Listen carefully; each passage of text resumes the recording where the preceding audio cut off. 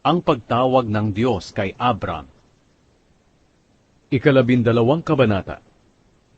Ngayon sinabi ng Panginoon kay Abram, lisanin mo ang iyong bansa, ang mga kamag-anak mo, at kahit ang sambahayan ng iyong ama, at pumunta ka sa lugar na ipapakita ko sa iyo. Gagawin kong isang tanyag na bansa ang lahi mo. Pagpapalain kita at magiging tanyag ang iyong pangalan.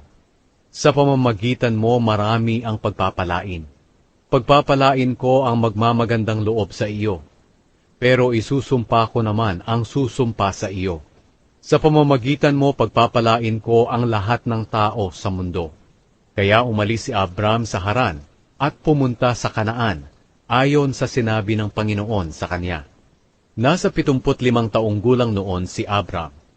Sumama sa kanya ang pamangkin niyang si Lot. Kasama rin niya ang asawa niyang si Sarai, at ang lahat ng ari-arian at aliping na tipo nila sa Haran. Pagdating nila sa Kanaan, nagpatuloy sila hanggang sa nakarating sa malaking puno ng More, roon sa Shechem. Nang panahong iyon, naroon pa ang mga Kananeo. Pagkatapos, nagpakita ang Panginoon kay Abram, at sinabi sa kanya, ang lupaing ito ay ibibigay ko sa mga lahi mo. Kaya gumawa ng altar si Abram para sa Panginoon. Mula roon, lumipat sila sa bundok na nasa silangan ng Betel, at doon sila nagtayo ng tolda sa kalagitnaan ng Betel at Ai. Ang Betel ay nasa kanluran, at ang Ai naman ay nasa silangan. Gumawa rin doon si Abram ng altar at sumamba sa Panginoon. Hindi nagtagal, muli silang lumipat. Nagpatuloy sila sa paglalakbay, papunta sa Negev. Pumunta si Abram sa Ehipto. Ngayon, nagkaroon ng matinding taggutom sa Kanaan, kaya pumunta si Abram sa Ehipto para roon muna manirahan. Nang paparating na sila sa Ehipto, sinabi ni Abram sa kanyang asawa, Sarai, maganda kang babae.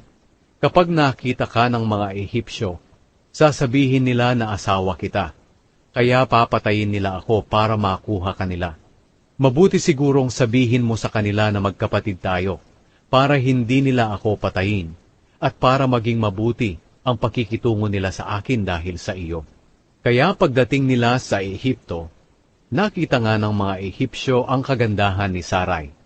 At nang makita siya ng mga opisyal ng Faraon, sinabi nila sa hari kung gaano siya kaganda.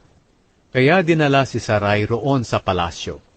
Dahil kay Sarai, naging mabuti ang pakikitungo ng hari kay Abram, at binigyan pa siya ng mga tupa, kambing, baka, asno, kamelyo at mga alipin. Pero binigyan ng Panginoon ng nakakakilabot na karamdaman ang Faraon at ang mga tauhan niya sa palasyo dahil kay Sarai. Nang malaman ng Faraon ang dahilan ng lahat ng ito, ipinatawag niya si Abram at tinanong, ano ba itong ginawa mo sa akin? Bakit hindi mo sinabi na asawa mo pala siya? Bakit mo sinabing magkapatid kayo? Kaya kinuha ko siya para maging asawa ko. Ngayon, heto ang asawa mo. Kunin mo siya at umalis na kayo. Pagkatapos, nag-utos ang Faraon sa mga tauhan niya na paalisin na sila. Kaya dinala nila si Abram palabas ng lupain na iyon, at pinaalis kasama ang asawa niya at ang lahat ng ari-arian niya.